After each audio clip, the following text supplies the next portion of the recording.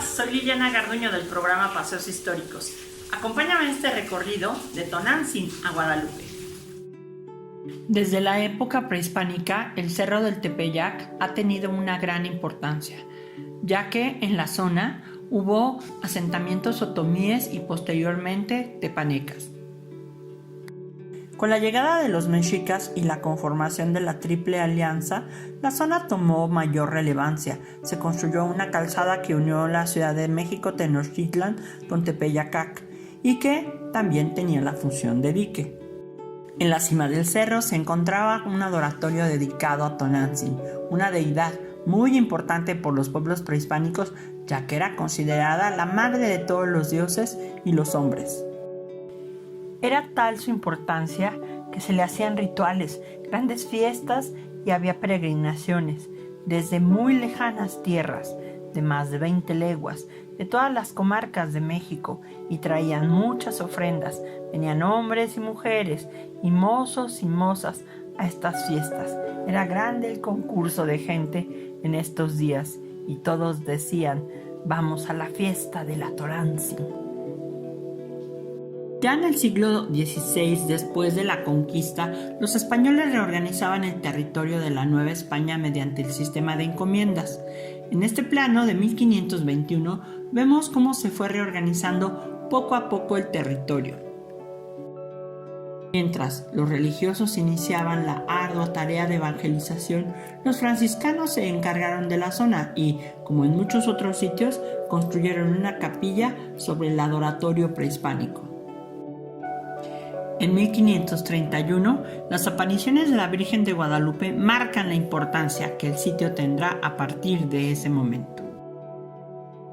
Ese mismo año se construyó la primera ermita dedicada a la Virgen de Guadalupe. En 1533 se funda el pueblo de Tepeaquilla, cabecera de los pueblos de Santiago Aztacualco, San Pedro Azacatenco, Santa Isabel Tola y San Juan Iguatepec. En 1563, un acta de cabildo cambió su nombre por el de Guadalupe.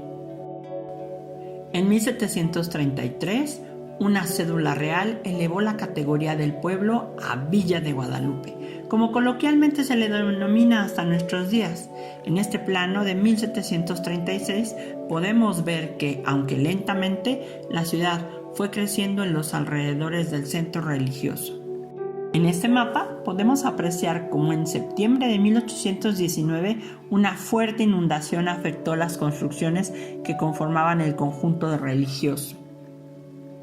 Varias acciones se llevaron a cabo para evitar mayores daños ante tal inundación. Este mapa, realizado por el juez real de la Villa de Guadalupe, nos muestra las zanjas que se tuvieron que abrir al río de Guadalupe para desviar las aguas hacia la laguna.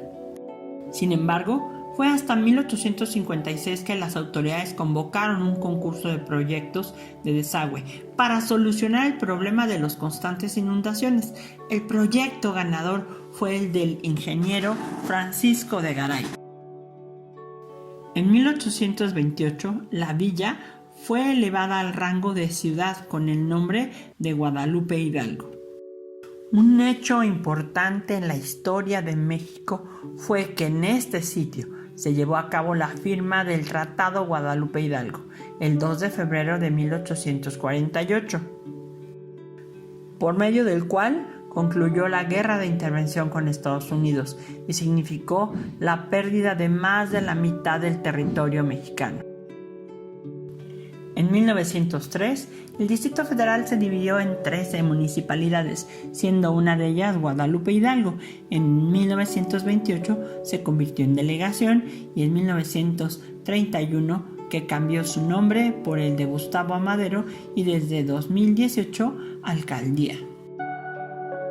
En esta fotografía de 1945 podemos ver cómo aún se conservan edificios antiguos muy cerca del santuario. Como ya vimos, al igual que la población, el culto guadalupano fue creciendo, por lo que cada vez resultaba insuficiente la capacidad del templo. Se fue construyendo uno de mayores dimensiones y con características arquitectónicas propias de cada época.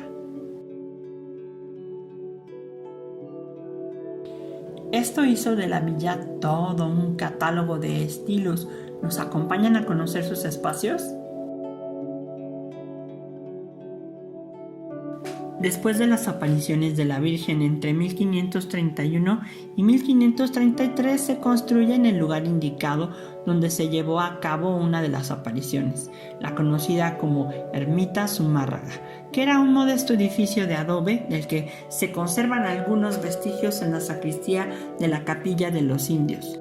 Que Juan Diego vivía en un cuarto anexo a la ermita hasta el día de su muerte. En la actualidad, una fuente marca el sitio donde se ubicó.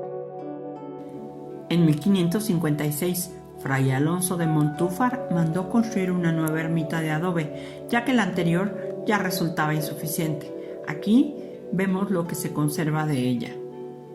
La capilla de indios se construyó entre 1647 y 1649 por Luis Laso de la Vega. El interior es de una sola nave y actualmente tiene un retablo moderno colocado recientemente. Como dato interesante, de 1853 a 1896 se resguardó ahí el estandarte de la Virgen de Guadalupe que utilizó el cura Miguel Hidalgo al iniciar el movimiento de independencia de México. En el sitio que después ocuparía la que hoy se conoce como la Basílica Antigua, se construyó un templo de artesonado en 1622, obra del arquitecto Alonso de Arias, mismo que resultó severamente dañado debido a las inundaciones que sufrió la ciudad en 1629, por lo que fue demolido. La Colegiata o Basílica Antigua inició su construcción en 1695 y concluyó en 1709. La planta es del arquitecto José Durán de Almendrejo, mientras que Pedro de Arrieta dirigió la obra y diseñó el alzado. Tiene planta basilical, una nave central y dos procesionales, separada por pilastras, 14 bóvedas de cañón con lunetos. En el crucero se levanta una cúpula con tambor octogonal que remata en una pequeña linternilla. El altar principal es un baldaquino de mármol de Carrara del siglo XIX. Se conservan 4 órganos y sus muros están decorados por óleos de gran tamaño. Su fachada destaca por su forma trapezoidal. De gran valor resultan las 4 torres que rematan el conjunto con su planta octogonal. Son únicas.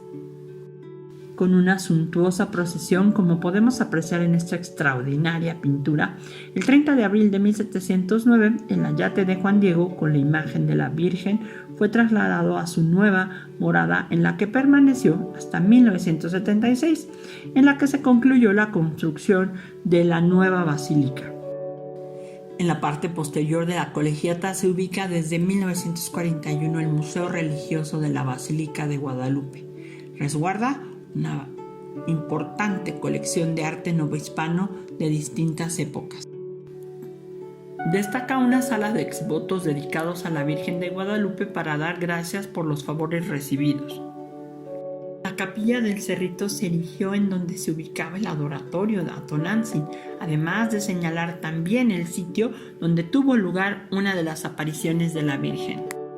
Construida en el siglo XVIII, reemplazó una capilla anterior del siglo XVII. Fue consagrada a la Santísima Virgen y al Arcángel San Miguel.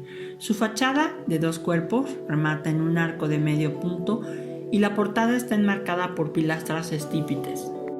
El interior, de una sola nave, muestra murales realizados por Fernando Leal en 1950 que narran las 4 apariciones de la Virgen. A un costado del templo del Cerrito encontramos el Panteón del Tepeyac, que fue fundado por el canónigo Juan María García Quintana y Roda. Aunque inició en el siglo XVII, la construcción que se conserva data de la segunda mitad del siglo XIX.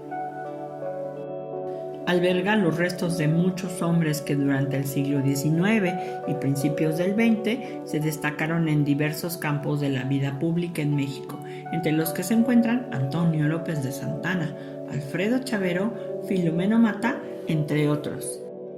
Otra construcción de gran belleza es la Capilla del Pocito, edificada entre 1777 y 1791.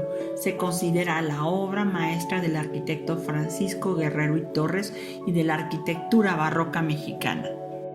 La planta arquitectónica corresponde a los principios estéticos del barroco. Se compone de un cuerpo central ovalado con 4 capillas dedicadas a las apariciones, un vestíbulo circular donde se encuentra el pórtico y la sacristía octogonal. Al interior también es posible admirar el exquisito decorado barroco tanto en sus retablos y esculturas como en la pintura de la cúpula. El templo y convento de las Capuchinas se fundó a iniciativa de Sor María Ana de San Juan Nepomuceno, religiosa del convento del Beato Felipe de Jesús. La construcción se debe al arquitecto Ignacio Castera, quien inició su construcción en 1782 y concluyó en 1787. En 1863, las monjas del convento fueron exclaustradas y se transformó en cuartel, hospital, asilo de pobres, por lo que el templo perdió su decoración original. La nueva basílica inició su construcción el 12 de diciembre de 1974 y se terminó en tiempo récord el 12 de octubre de 1973. Es obra del arquitecto Pedro Ramírez Vázquez en colaboración con los arquitectos José Luis Benliur y Fray Gabriel Chávez de la Mora. De planta circular destaca su techumbre de láminas de cobre cuyo tono verde recuerda el color del manto de la Virgen de Guadalupe. Entre sus muros se puede albergar a más de 10,000 visitantes. Uno de los elementos que destaca en la construcción es una capilla abierta que nos recuerda las que se construyeron en México en el siglo XVI. La imagen de la Virgen de Guadalupe se ubica en el muro que sirve de soporte al conjunto y puede ser observada desde cualquier punto del templo. Con la llegada del ferrocarril a la villa de Guadalupe el 4 de julio de 1857 se inauguró la primera vía férrea que salía de la Ciudad de México, por lo que fue un suceso relevante en el siglo XIX. El ferrocarril salía del sitio donde actualmente se ubica la Plaza Aquiles Cerdán, frente al Teatro Blanquita, entonces conocida como Plaza Villamil. Continuaba por el actual Eje Central y la Calzada de los Misterios para llegar a unos pasos de la Basílica de Guadalupe. La actual estación del ferrocarril fue inaugurada por el presidente don Porfirio Díaz en 1907 y dejó de funcionar en 1996. Desde el 2006 alberga el Museo de los Ferrocarrileros. La construcción conserva la sala de espera, la oficina del jefe de estación y telégrafos, la casa habitación para el jefe de la estación, así como 2 bodegas. Estos espacios son utilizados para presentar exposiciones acerca del gremio ferrocarrilero. El techo del inmueble es una bóveda de piedra y hierro que se construyó utilizando rieles de ferrocarril. En la fachada sobresale una balaustrada de piedra que le da unidad al conjunto. Entre las máquinas que se encuentran en exhibición podemos encontrar la locomotora de vapor FC167, el Cabús FCM 717 Ferrocarriles Mexicanos y la locomotora NDT 507 Nacionales de Tehuantepec. La creciente devoción al culto guadalupano se manifestó en la transformación de la calzada de piedra o calzada del Tepeyac, la cual fue remozada. A lo largo de la calzada, en 1676 inició la construcción de 15 torreones de piedra a manera de humilladeros, que representaban los misterios del Rosario Católico, 5 gozosos, 5 dolorosos y 5 gloriosos. Cristóbal de Medina diseñó los monumentos y se colocaron con la distancia suficiente el uno del otro para que al ir caminando el peregrino tuviera la oportunidad de rezar 10 Aves Marías, como podemos observar en este plano del siglo XVIII. Los monumentos de estilo barroco constan de un alto basamento con 2 cuerpos divididos por cornisas y molduras. En el primer cuerpo destaca un relieve que representa el misterio que corresponde. En el segundo cuerpo se muestra a la Virgen de Guadalupe y remata el conjunto con una escultura de un santo. En las caras laterales se dispusieron nichos en los que se colocaron esculturas de diferentes santos y con el paso del tiempo algunos misterios se perdieron, quedando solamente 8. Entre 1996 y 1998 se reedificaron 7 misterios destruidos con un estilo contemporáneo, pero respetando el diseño para crear unidad entre los nuevos y los antiguos. En esa fecha se colocó también al inicio de la calzada el monumento a los peregrinos, el cual fue bendecido por el Papa Juan Pablo II en su visita a México. Así concluimos nuestro recorrido por esta interesante zona de nuestra ciudad. Los esperamos en nuestro próximo paseo histórico virtual entre Milpas y Nopaleras, Malacatepec, Momoxco.